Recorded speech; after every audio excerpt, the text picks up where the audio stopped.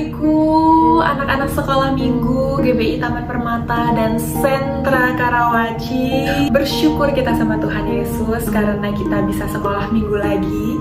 Ternyata ada ya banyak hal yang kita bisa syukuri meskipun pandemi ya. Walaupun kakak ada di Bali sekarang, kalian semua ada dimanapun kalian berada. Melalui sekolah minggu virtual ini, kita tetap bisa bersekutu bersama-sama. Selalu ada hal untuk bisa kita syukuri ya. Kita mau sama-sama yuk hari ini, pagi yang indah dan cerah ini, kakak Nada mau ajak adik-adik semua untuk fokus sama Tuhan Yesus. Kita mau sama-sama berdoa, ditutup matanya, dilipat tangannya. Doa yang sungguh-sungguh kita mau mulai ibadah kita pagi hari ini. Bapa di surga, Tuhan Yesus yang baik, Bapa kami yang hidup, terima kasih banyak atas pagi hari ini kami sehat, kami semangat, kami bisa sekolah minggu Tuhan meskipun kami lakukan secara online, tapi kami percaya ibadah ini akan memberkati kami dan kami menyenangkan hati-Mu melalui puji-pujian kami. Kami serahkan pagi ini ke dalam tangan-Mu, di dalam nama Tuhan Yesus kami berdoa dan mengucap syukur. Amin.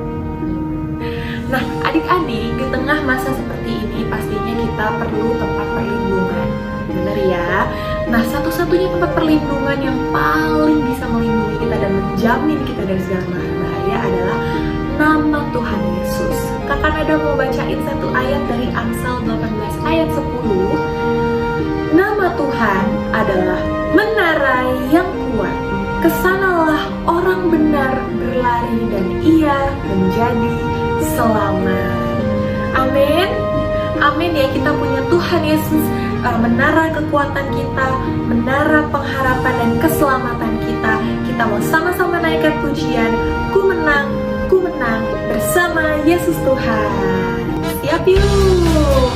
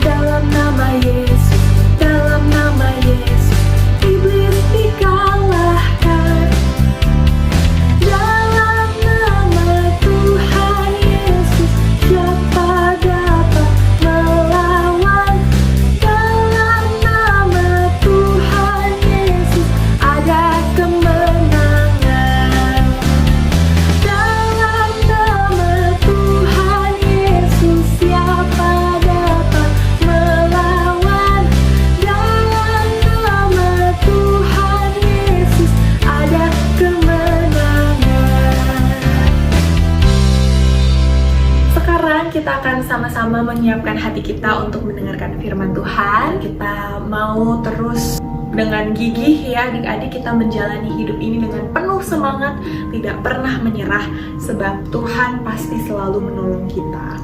Amin. Kita naikkan pujian ini, ku tak akan menyerah. Kita jadikan lagu ini sebagai komitmen kita ya, untuk terus berjuang apapun yang terjadi dalam hidup kita.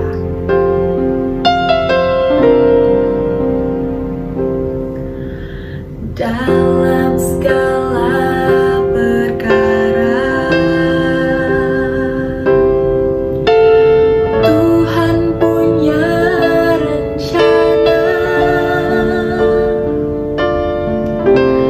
yang lebih besar dari semua yang terpikirkan.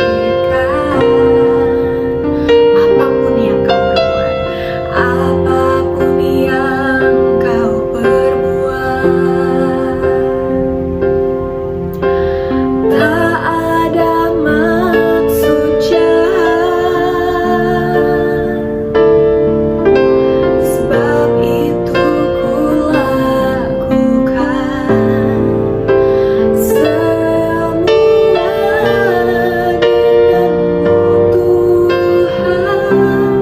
Yuk adik-adik kita katakan, ku tak akan menyerah pada apapun juga, sebelum ku coba semua yang ku bisa, tetapi ku berserah kepada kehendak-Mu.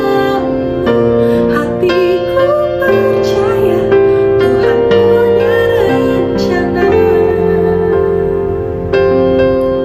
Kita menaikkan pujian ini dari awal.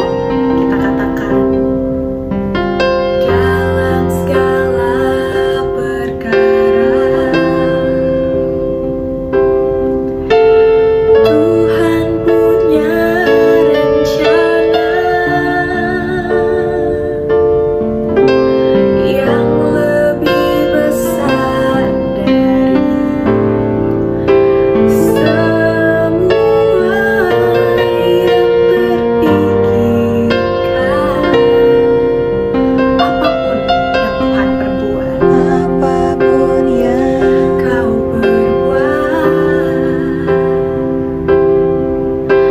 tak ada maksud jahat, sebab itu ku lakukan semua denganmu Tuhan. Ku tak akan menyerah pada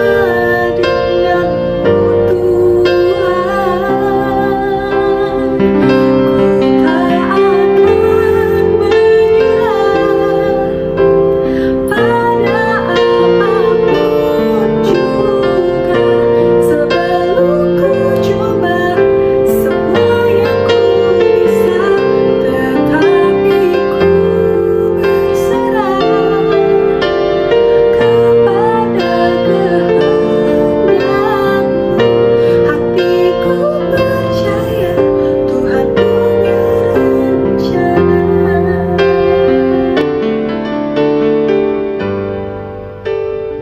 Selamat mendengarkan firman Tuhan. Adik yang dikasihi Tuhan, ketemu lagi dengan Kak Tiara Manis di sini. Kak Tiara mau kita mendengarkan cerita Tuhan Yesus pada pagi hari ini. Tapi sebelum kita mendengarkan ceritanya, kita doa dulu ya. Lipat tangannya, tutup matanya. Tuhan Yesus, terima kasih sebentar kami mau mendengarkan isi hati-Mu. Bicaralah Tuhan, kami siap mendengarkannya. Amin. Pada zaman dahulu, saat musim panas penuh dengan bunga yang mekar, hewan hidup di hutan. Burung dan serangga paling menikmati musim ini. Dan tentu saja, tak kesulitan mencari makanan.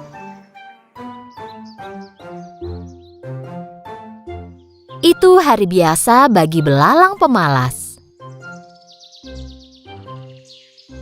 Dia memakan akar tanaman herbal yang dia ambil sambil memainkan biola dan bernyanyi.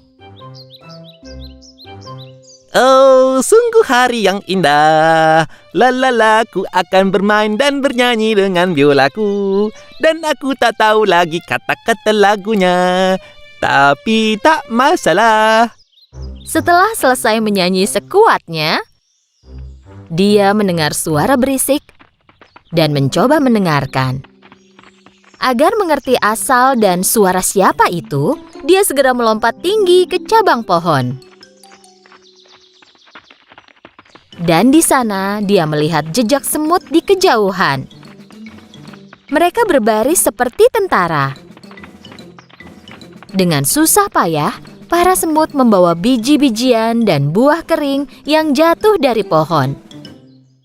Belalang melompat ke tanah dan kebingungan sambil melihat barisan semut itu menghilang. Aku tak pernah melihat semut ini. Mereka selalu bekerja. Tepat saat itu, dia melihat seekor semut mendatanginya. Semut itu mencoba membawa biji yang lebih besar dari badannya.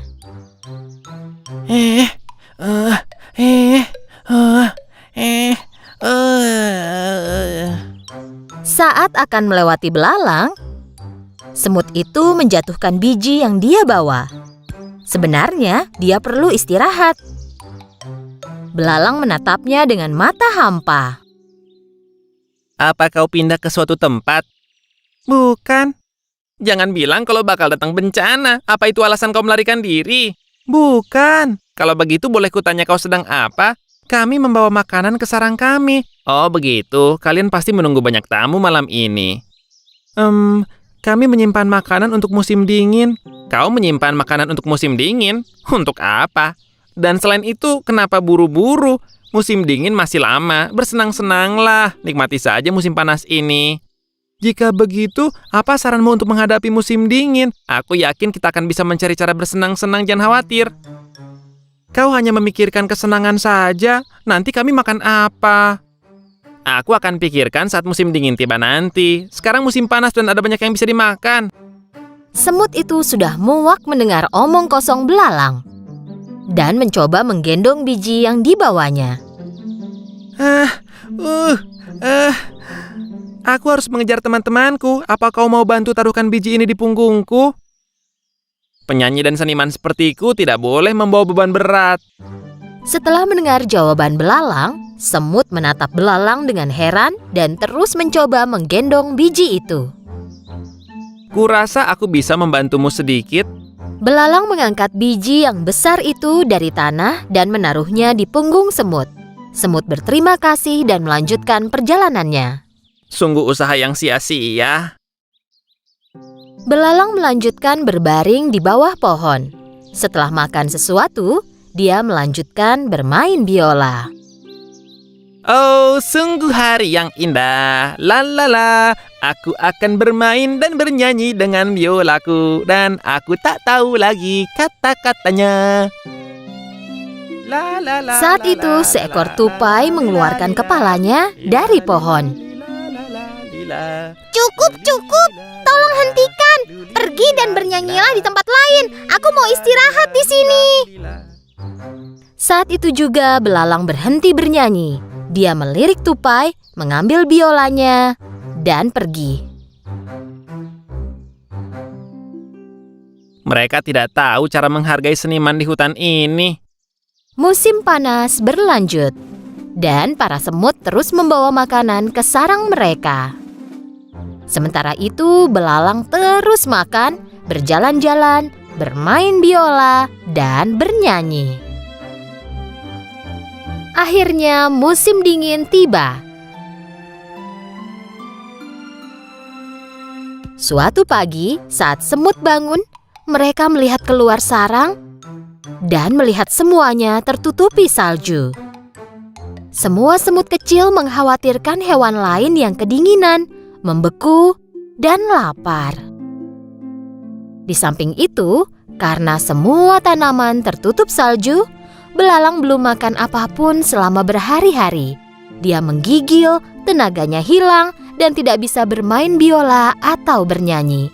Dengan susah payah dia mencoba berjalan di atas salju.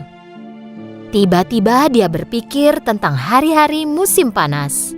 Hari-hari itu sangat menyenangkan. Di mana-mana ada makanan, perutku kenyang, aku selalu bahagia. Saat itu dia mengingat semut. Dia membawa makanan ke sarangnya sepanjang musim panas.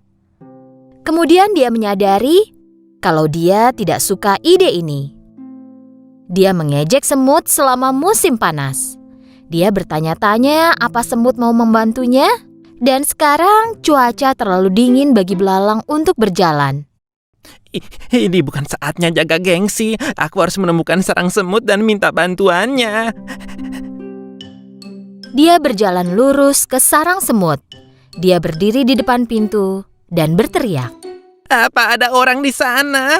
Tolong bantu aku. Siapa itu? Dari dalam sarang dia mendengar keributan.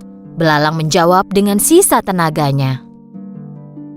Temanku semut, ini aku belalang. Tolong biarkan aku masuk.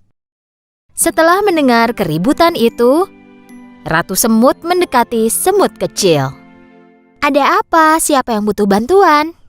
Hanya belalang pemalas yang duduk bernyanyi sepanjang hari, ratuku. Kupikir dia lapar dan minta bantuan. Siapapun yang mendatangi pintu kita dan meminta bantuan tidak boleh kita tolak. Ratu dan semua semut lain mendekati pintu depan sarang dan membukanya. Belalang terbaring di salju karena sudah sangat lemah. Para semut segera mengangkat belalang dan membawanya ke dalam sarang. Belalang sehat kembali berkat kehangatan sarang semut. Mereka memberinya air dan makanan. Sekarang dia merasa jauh lebih baik. Belalang berterima kasih kepada ratu dan berjalan ke arah semut kecil. Aku sangat tidak adil kepadamu. Saat kau bekerja sepanjang musim panas, aku duduk dan hanya bernyanyi. Dan sebenarnya kau memperingatkanku, tapi aku tidak menganggap serius. Aku menyesalinya. Ini harusnya jadi pelajaran besar untukmu. Kami juga ingin bersenang-senang sepanjang musim panas, tapi kami harus memikirkan masa depan juga. Jika kami tidak mengumpulkan makanan selama musim panas, kami mungkin ada di posisimu sekarang. Belalang tinggal di sarang semut selama beberapa waktu. Dia kini jauh lebih baik dan lebih sehat. Saat tiba waktunya pergi, semut memberi makanan kepada belalang. Terima kasih atas segalanya. Kalian menyelamatkanku dan aku tak akan melupakannya. Dan aku tak akan bermalas-malasan lagi sekarang. Bisa aku minta tolong? Tentu, katakan saja apa yang kau inginkan. Saat musim panas, mungkin kau bisa belajar bermain biola dengan benar dan membuat hewan lain bahagia.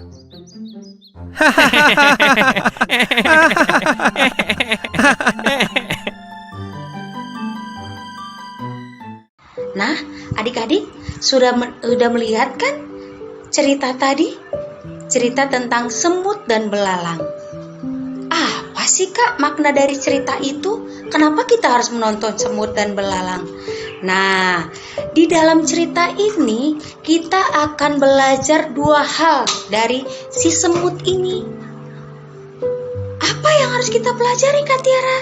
Yang pertama, yang harus kita pelajari dari si semut adalah, yang pertama, si semut itu adalah binatang yang mampu memimpin dirinya sendiri.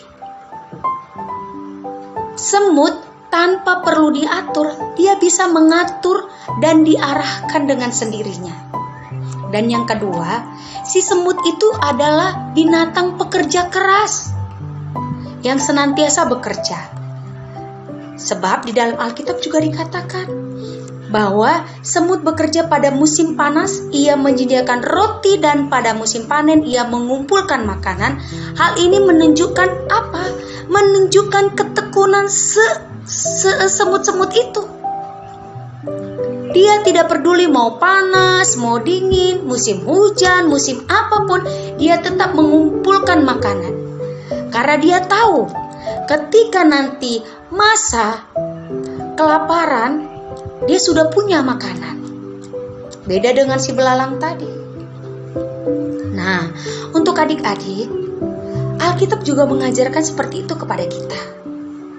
Kita harus senantiasa menabung. Caranya gimana Kak Tiara kita menabung? Caranya adalah contoh kecilnya kita menabung di celengan seperti ini adik-adik. Kita menabung sedikit-sedikit demi sedikit. Misalnya adik-adik punya jajan dikasih mamanya 2.000. 1.000 untuk jajan, 1.000 dimasukin ke celengan. Atau 5.000, 3.000 untuk jajan, 2.000 masuk celengan. Untuk apa sih kita menabung Kak Tiara? Untuk supaya ketika kita inginkan sesuatu, membutuhkan sesuatu, kita tidak perlu repot-repot lagi. Kita sudah punya tabungan. Jadi ketika kita mau bayar misalnya uang sekolah, mama papanya tidak punya uang. Nah, kita bisa buka tuh celengan kita. Misalnya kita pengen beli sepatu, uang kita nggak cukup, kita bisa ambil dari celengan itu. Karena dalam Alkitab dikatakan, dalam Amsalnya yang ke-6 ayatnya yang ke-11 mengatakan, maka datanglah kemiskinan kepadamu seperti seorang penyerbu dan kekurangan seperti orang yang bersenjata. Orang yang tidak mau bekerja keras, orang yang tidak mau menabung dalam hidupnya, dia akan mendapati dirinya menjadi miskin. Tetapi orang yang mau bekerja keras di dalam situasi apapun, dia tetap bekerja keras, mengandalkan hidupnya, mengandalkan kekuatan yang diberikan Tuhan untuk kita terus bekerja, maka kita akan menjadi orang-orang pemenang. Jadi kita tidak perlu lagi takut dalam hal apapun, karena kita punya tabungan. Sama seperti orang tua kita juga, mereka pasti menabung tanpa sepengetahuan kita. Karena orang tua kita memikirkan masa depan kita, cita-cita kita, bagaimana supaya tercapai.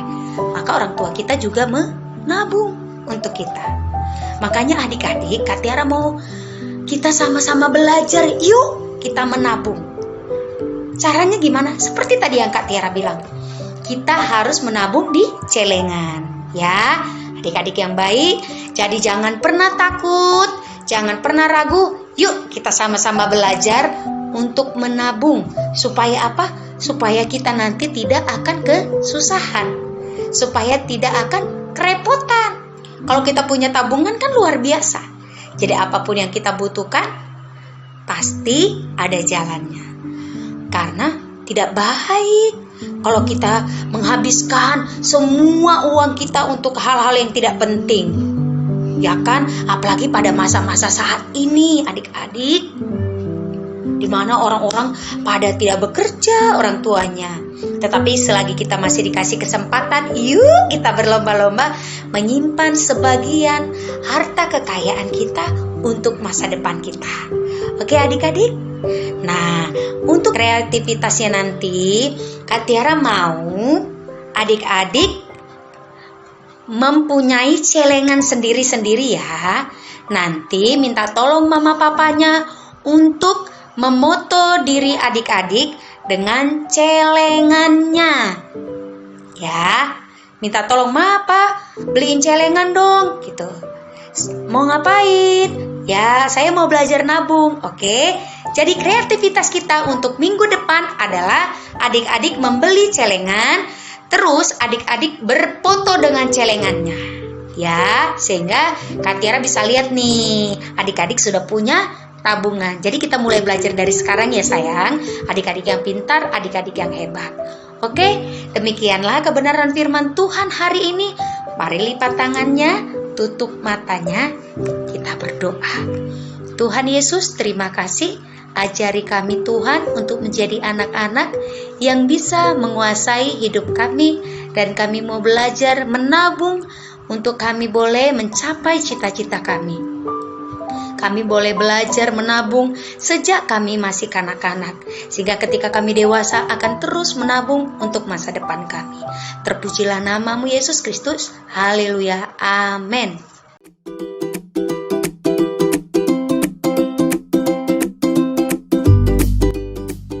Mazmur 133 ayat 1. Sungguh alangkah baiknya dan indahnya apabila saudara-saudara diam bersama dengan rukun.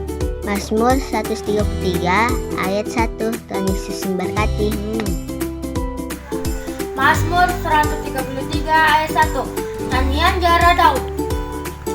Sungguh alangkah baiknya dan indahnya apabila saudara-saudara diam bersama dengan rukun.